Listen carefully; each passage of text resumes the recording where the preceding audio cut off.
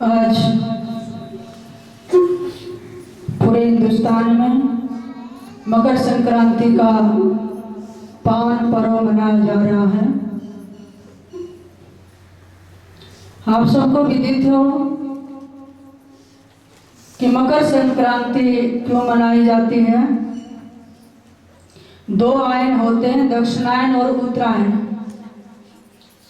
6 महीने सूर्य दक्षिणायन होता है, 6 महीने उत्तरायण होता है।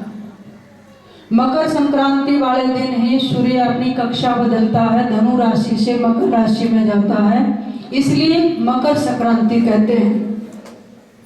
आज वाले दिन से सूर्य उत्तरायण की तरफ जाता 6 महीने के लिए, जिसको देवयान मार्ग कहते हैं। और आपने सुना भी होगा कि भीष्म पितामह ने 18 दिन बाणों की सैया पर रहे। जब शरीर छोड़ना था तो किस चीज का इंतजार कर रहे थे कि सूर्य कब उत्तरायण को आए।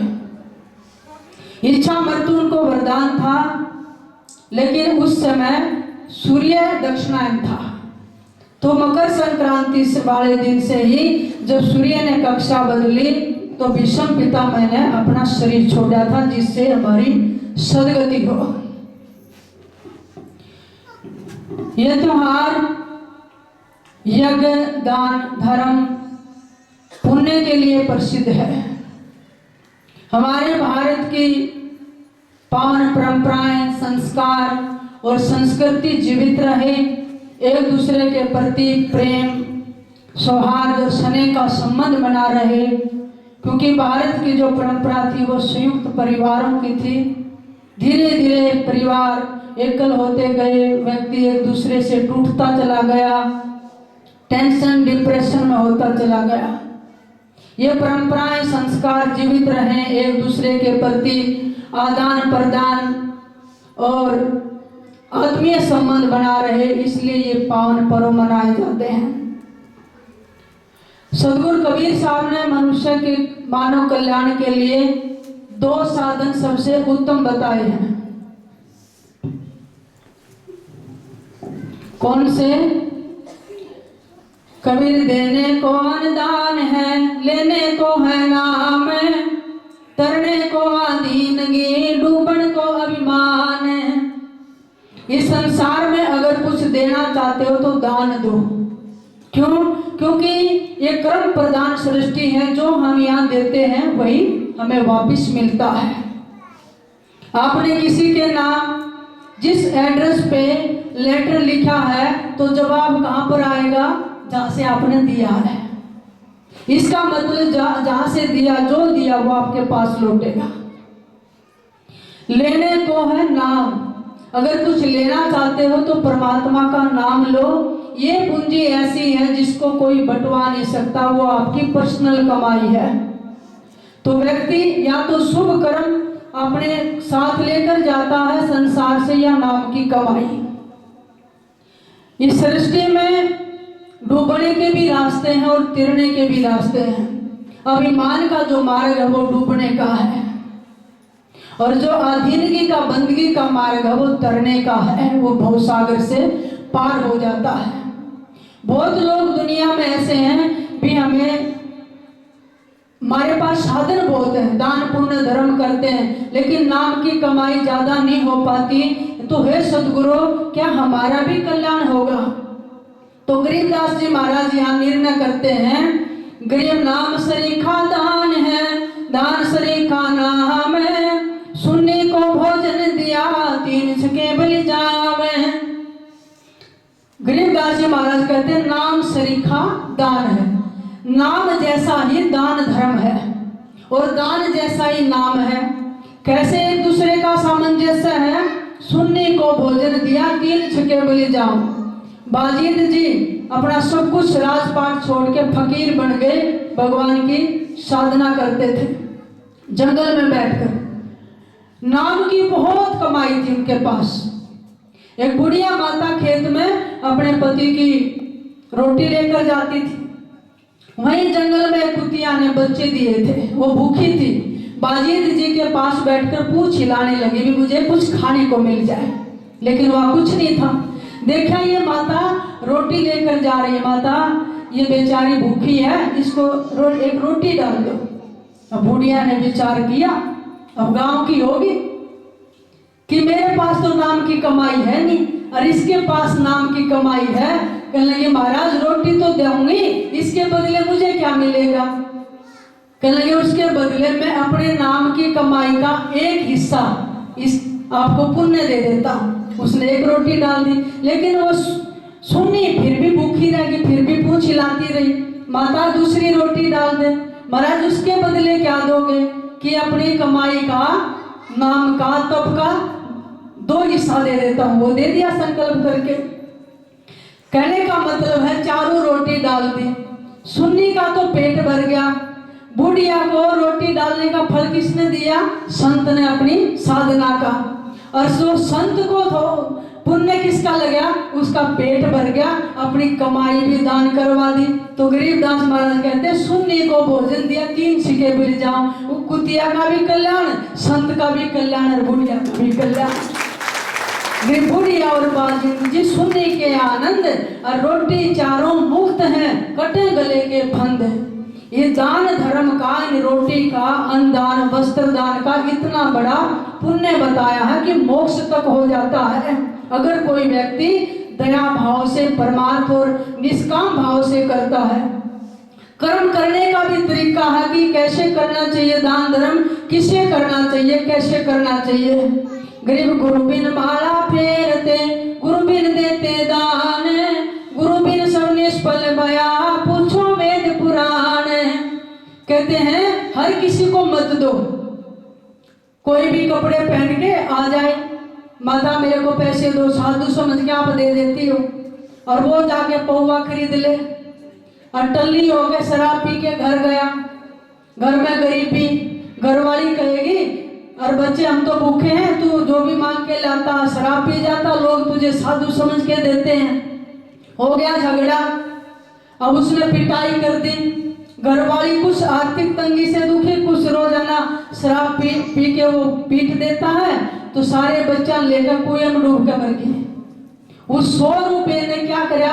3-4 आदमी की हत्या करवा दी है। इसलिए दान धर्म आप सोच विचार कर करिए। गुरु आपको रास्ता बताएंगे कब करना, कैसे करना, किसको करना है। जो तुम्हारी कमाई का उत्तम उपयोग करे, सदुपयोग करे, उसको कहते हैं दान धर्म। और जो करता है तो गरीबदास जी महाराज कहते हैं धर्म दस्खत है नहीं, दसके तीनों लोग और खैरा एक में खैर है, कीजिए आत्म पोष। कहते हैं चाहे तीनों लोग डूब जाएं, लेकिन धर्म कभी धसकता नहीं है। धर्म की जड़ हमेशा हरी होती है। बड़े बूढ़ों से सुना होगा गांव में, भाई भंडारे यज्ञ धर्म करते रहा करो, धर्म की जड़ हरी होती है। फिर सदगुरु कहते हैं धर्म बिना धापे नहीं, ये प्राणी प्रपंच, और आस बिरानी क्यों करे, दिन हो तो संच। एक व्यक्ति आज गाड़ियों में चल रहा, आसपास नौकर हैं, फैक्ट्रियां चल रही हैं, अच्छे साधन है, इसका मतलब है इसने पीछे अच्छी करनी की है, दान धर्म किया। एक व्यक्ति आप जा रहे हो रोड पर और बेचारा भीख का कटोरा लेके आपके आगे कर देता है, मुझे कुछ दे दो, इसका मतलब इसने पीछे कुछ किया नहीं है। तो कुछ लोग आपने संसार में ऐसे देखे होंगे जिनको समय से पहले मिल जाता है और जरूरत से ज्यादा मिल जाता है, लेकिन कुछ लोग ऐसे हैं जिनको ना समय पे मिल पाता है, ना जरूरत के मुताबिक मिल पाता है। तो ये हमारे सब कर्मों के ऊपर डिपेंड करता है। जैसे हम करनी करते हैं वैसे ही हमें फल मिलता है। आपने अभी बाबा जी के ग्रंथ साहब पर रुमाला डाला, पहली लाइन क्या थी? द्रौपद सुता को दीनी लिए जाके अनंत बढ़ाए चीर। अब द्रौपदी अपनी सहेलियों के साथ गंगा में स्नान करने गई, उसने क्या दिया था? एक बेचारे बुजुर्ग संत स्नान कर रहे थे, जब वो स्नान कर रहे थे उनकी कोपीन बह गई, पानी का बहाव तेज था। उसने देखा कि बहन बेटियों की आवाज आ रही किनारे पे, पहले ऐसे ही खुले घाट होते थे, अब मैं बाहर कैसे निकलूं, नग्न शरीर हो गया, थोड़े और गहरे पानी में चले गए गर्दन तक। अचानक द्रौपदी की नजर गई कि ये बूढ़े बाबा तो ऐसे लग रहा है बेचारे डूब रहे हैं, लेकिन द्रौपदी ने ध्यान से देखा भी स्नान कर रहा है या डूब रहा, बह रहा, क्या हो रहा है। इन्हें देखा कि इसके तो शरीर पर वस्त्र नहीं है, बेचारा श्रम के मारे गहरे पानी में चला गया। तो द्रौपदी ने बिना बोले चुपचाप अपनी साड़ी का पल्लू पाड़ा और वो आ दिया पानी में, लेकिन बह गया, बुजुर्ग संत तक नहीं गया। फिर दूसरा लीर पाड़ी, तीसरी लीर, ऐसे साड़ी, जो महंगी साड़ी थी द्रौपदी की, उसके पाड़ पाड़ के टुकड़े भेज दी गई, लेकिन बहते चले गए। फिर द्रौपदी ने एक डंडा उठाया, उसके लपेटा और बुजुर्ग की तरफ कर दिया। फिर उसने उतार कर वो कौपीन बांध ली द्रौपदी के साड़ी की जो लीर थी उसकी, लेकिन वो अंधा था। उसने कहा, बेटी मैं नगन हो गया था, मेरी कौपीन बह गई थी और मैं लज्जा के मारे पानी में अंदर था, तूने मेरे शरीर को ढका है, मेरी इज्जत को ढका है। और बेटी मैं आशीर्वाद देता हूँ, एक समय ऐसा आएगा जब तेरी भी इज्जत ऐसे ही परमात्मा ढकेगा, कोई उबार नहीं पड़ेगा। और आप ये प्रमाण जानते हैं, भरी सभा में जब द्रौपदी के चीर उतारे जा रहे थे, जिस सभा में बड़े बड़े आचार्य, गुरुजन, पितामह हैं, राजे महाराजे बैठे हैं, लेकिन दुर्योधन की पाप की कमाई का अन्न खाया था, किसी की बुद्धि शुद्ध नहीं थी, किसी ने खड़े होकर रक्षा नहीं की। पांचों पांडव भी बेचारे दांव पर लग चुके थे। जिस स्त्री के 5-5 पति हैं, उनकी रक्षा कोई नहीं कर पाया। तब द्रौपदी ने परमात्मा को याद किया, खेच कशीसा, सिर पर बैठे हैं जगदीशा, यानी परमात्मा सिर पर बैठे थे।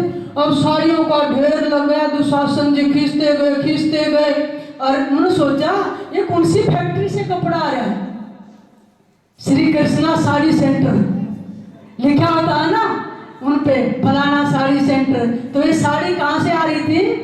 श्री कृष्णा द्वारकाधीश साड़ी सेंटर, वहां से आ रही थी, कैसे खत्म हो सकती थी? तब इसका मतलब है समय पर किया गया पुण्य दान धर्म ऐसे हमारी समय पे रक्षा करता है। आपने अच्छे पदार्थ खाने के भंडारे दिए हैं तो आपको कमी नहीं रहेगी भोजन की। क्यों? एक दाने का निकास 66 दाने का प्रकाश। एक दाना भी कहीं दान में जाता है, वो 1000 दाने आपको मिल जाते हैं। कैसे? नवंबर के दिसंबर के महीने में किसान गेहूं बोता है, तो एक किसान खेती और ना बांध के हल चला के और गेहूं डाल रहा था मिट्टी में। एक शहरी आदमी वहां से गुजर रहा, उन्हें देखा कैसा मूर्ख आदमी है, गेहूं तो स्टॉक में रखे जाते हैं और ये मिट्टी में मिला रहा, पागल, खराब हो जाएगा। उसने कहा अभी तो क्या कर रहा है, पहले ही देश में भूखमरी हो रही है, अन्न की कमी है, तू ये गेहूं सारे मिट्टी में मिला रहा है। किसान ने कहा मूर्ख मैं नहीं तू है। कैसे? कहने लगे इन मिट्टी में डालूंगा ना, एक एकड़ में कितना बीज लगता है? 40 किलो, यानी 1 मन। तो उसने कहा कि मैं 1 एकड़ में 40 किलो 1 मन डालूंगा, लेकिन 4 महीने बाद जब मैं बैसाख में आऊंगा तो यही जमीन मेरे को 40 मन या 50, 60, 70 मन तक देगी। यानी मिट्टी में डालूंगा तभी मुझे मिलेगा। तो आप जो भी कुछ डालते हो तो उसका 1000 गुना होकर जब जमीन लौटाती है तो आपका दान धर्म भी आपको वापिस मिलता है। इसलिए भाई चिड़ी चोंच भर ले गई नदी न घटियो नीर, और दान दिए धन ना घटे, कहेंगे संत कबीर। कबीर साहब बहुत बड़े योगी संत महापुरुष थे, लेकिन ताना बोलते और संतों को कपड़ा बांटते थे। परमात्मा ने कितनी बड़ी यज उनकी पूरी की है। एक बड़ा सुंदर प्रमाण और गरीबदास जी महाराज देते हैं, गरीब गजगराऊ भारिया पशु जुनी के संत, दान मेर छाड़ी नहीं करण तुड़ाए दंत। परमात्मा तो जीवों पर ऐसे कृपा करता, केवल मनुष्य पर नहीं पशुओं पर भी। गजगरा पशु योनि के थे, संत का मतलब पिछले जन्मों में ये संत तपस्वी थे। अहंकार के कारण इनको एक गजगिरे के ग्रह की योनि मिल गई थी, लेकिन पिछली तपस्या फिर याद आई, भगवान को याद किया। जब गज डूबने लग गया तो एक कमल था सरोवर में, वो भगवान को अर्पित किया था। परमात्मा उनकी रक्षा करने के लिए सरोवर में प्रकट हो गए। दान मेर छाड़ी नहीं कर्ण तुड़ाए दंत, कर्ण बहुत बड़े दानवीर दानी हुए हैं। जब महाभारत का युद्ध हुआ, कर्ण को अकेले अर्जुन मार नहीं सकता थे, तो भगवान की कृपा थी, छल से मरवाया था, नहीं तो ब्रह्मास्त्र चला सकता था। पहले तो बेचारे के कवच और कुंडल लिए, अगर वो शरीर पर होते, क्योंकि सूर्य पुत्र था, तब भी उसकी कोई हत्या नहीं कर सकता था, तो वो भी दान में दे दिए थे अपने कवच कुंडल। फिर भगवान ने देखा कि ऐसे मरेगा नहीं।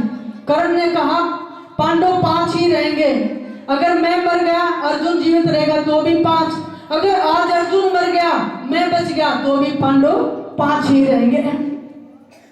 तो जब छल से उनके रथ का पहिया तोड़ दिया और तीर मारे घायल पड़ा है, उन्होंने सोची मर गया।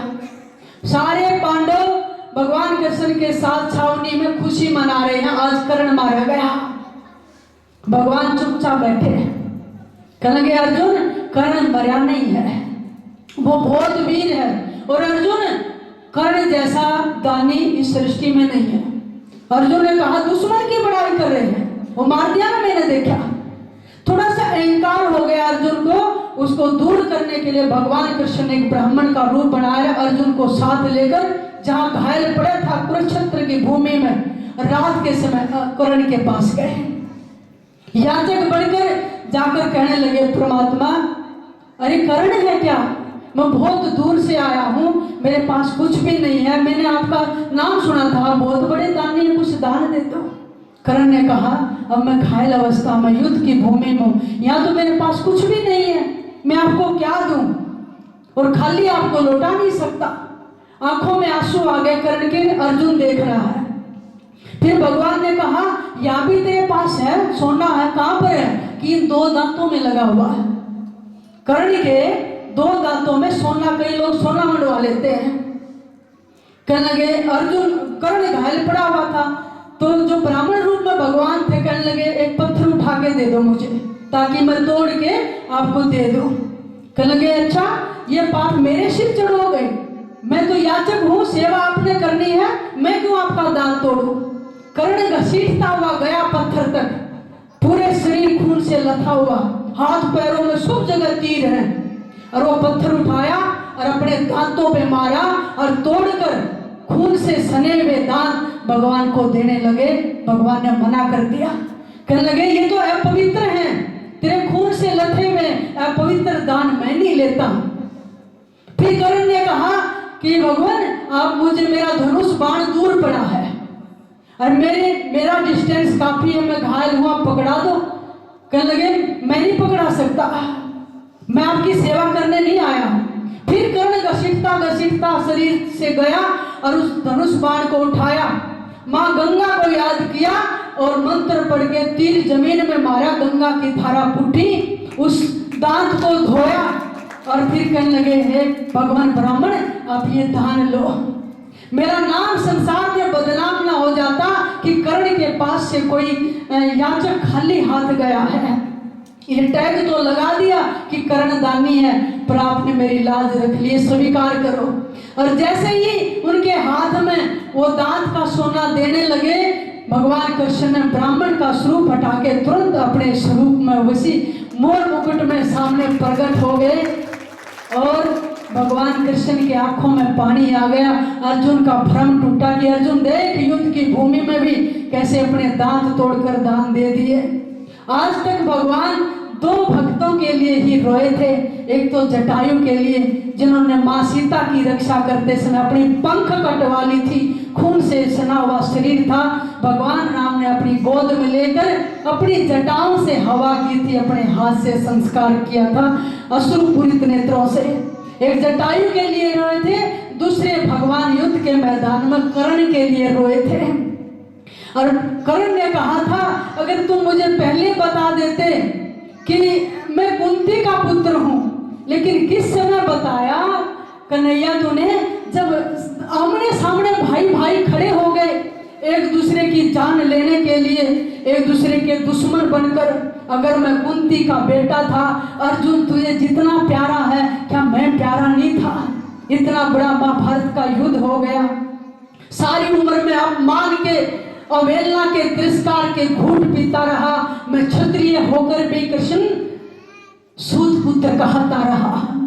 भगवान कृष्ण के आंखों से अश्रु बहते रहे और कहा, करण आज तू मेरे से कुछ भी मांग ले, तू दुनिया से जा रहा है, मैंने भी तेरे सामने से छुपाया कि तू पांडवों का भाई है, तू सूर्य पुत्र है, तू कुंती का बेटा है, लेकिन आज तेरे इस दान से मैं इतना खुश हूं, तू कुछ भी मांग ले। कहेंगे कृष्ण, मैं ये चाहता हूं कि मेरा संस्कार इस धरती पर वहां हो जहां कभी पाप ना हुआ हो। दूसरा उन हाथों से संस्कार हो जिन हाथों ने कभी पाप ना किया हो। तीसरा, इस धरती पर वहां संस्कार हो जहां कोई भी कब्र ना हो पहले से किसी की व्यक्ति के। तो भगवान ने धरती माँ से पूछा कि क्या इस पूरी धरती पर ऐसी जगह है जहां पाप ना हुआ हो? तो धरती माँ ने हाथ जोड़ लिए, कहने लगी बहुत पाप हुए हैं, सुई जितनी जगह नहीं है इस धरती पर पाप ना हुए। फिर पूछा धरती माँ से कृष्ण भगवान ने, क्या कोई ऐसी जगह जहां पर कब्र ना हो, किसी व्यक्ति की का शरीर न दबा हुआ हो? लेकिन धरती पर कोई ऐसी जगह नहीं है जहां पर किसी मुर्दा व्यक्ति की लाश ना दबी हो। आज जहां महल खड़े हैं उसके नीचे भी पता नहीं कितनी लाशें दबी हुई हैं, कोई जगह ऐसी नहीं है। फिर भगवान ने विचार किया कि कौन से ऐसे हाथ हैं जिन हाथों से कर्ण का संस्कार किया जाए, जिन हाथों ने कभी पाप ना किया हो। तब देखा कोई हाथ ऐसे नहीं। तो भगवान कृष्ण ने कर्ण का जो संस्कार था, ना आकाश में, ना पाताल में, ना धरती पर, ना पहाड़ों में, ना खाइयों में, जो अर्जुन का जो संस्कार हुआ था, अगर कभी आपने सुना हो तो कृष्ण के हाथों पर हुआ था, क्योंकि भगवान के हाथों ने कभी पाप नहीं किया था। एक ही जगह है सृष्टि में जहाँ भगवान के हाथ, जहाँ पाप नहीं है। तो आपने कभी सुना हो, लेकिन गरीबदास महाराज ने कहा है, दान मेरे छाड़ी नहीं, कर्ण तुड़ाए दंत। एक जगह, दो तीन जगह और भी प्रसंग आता है कर्ण का और कुंती का, गरीबदास जी ने जिक्र किया। इसलिए कर्ण का जो संस्कार अंतिम वो कहाँ हुआ था? कृष्ण भगवान के हाथों पर हुआ था। जमीन पर नहीं हुआ, आकाश में नहीं हुआ, कहीं और जगह नहीं हुआ था, क्योंकि कर्ण ने ऐसी जगह मांगी थी जहाँ कोई पाप न हो। तो इसलिए भाई जो भी दान धर्म के मुख्य कार्य हैं, पुण्य है, परमात्मा उसका रखता नहीं है, उसका कई हजार गुना करके परमात्मा उसका फल लौटाता है। इसलिए अपने जीवन में अच्छे से अच्छे कर्म करिए। रोजाना गाय को रोटी दो, पक्षियों को डालो, पशुओं को डालो, अतिथि की, संत की, गुरु की, आपके घर में जो बड़े बुजुर्ग हैं सबसे पहले उनको भोजन करवा के भगवान के भोग लगा के फिर भोजन करो। किसी जरूरतमंद है उसकी सहायता करो, अपने गुरुजनों की सेवा करो। तो ये सारे के सारे आशीर्वाद हो मिलके जीवन में फलते हैं और हमारा जो जीवन है वो सुख से, खुशियों से भर जाता है। तो इसलिए समय काफी हो गया, मैं एक भजन बोलूंगी, साथ साथ बोलना। भक्तों की करे सहाय परम गुरु, भक्तों की करे सहाय, भक्तों की करे सहाय परम गुरु, भक्तों की करे इधर प्रहलाद अगन विच राखे, आस लगन नहीं पाई। जिन प्रहलाद अगन विच राखे, आस लगन नहीं पाई। इसका प्याला दिया मीरा को, इसका प्याला दिया मिल गया रूप समाई परम गुरु, भक्तों की करे सहाय, दासों की करे सहाय परम गुरु, भक्तों की करे। द्रौपदी रानी का तीर बढ़ाया, करों दिए हराई। द्रौपदी रानी का तीर बढ़ाया, करों दिए हरा। धन भगत ने काम करे बोई, धन भगत ने काम करे बोई। खेती खूब बनाई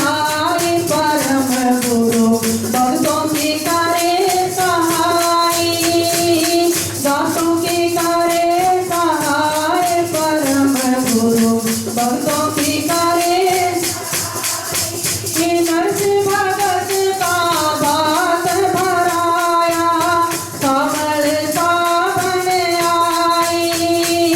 नरसिंह भगत का बात भराया सावल सावन सागर माही पीपा कूदे सागर माही पीपा कूदे वहीं द्वार का पाए परम गुरु भक्तों की करे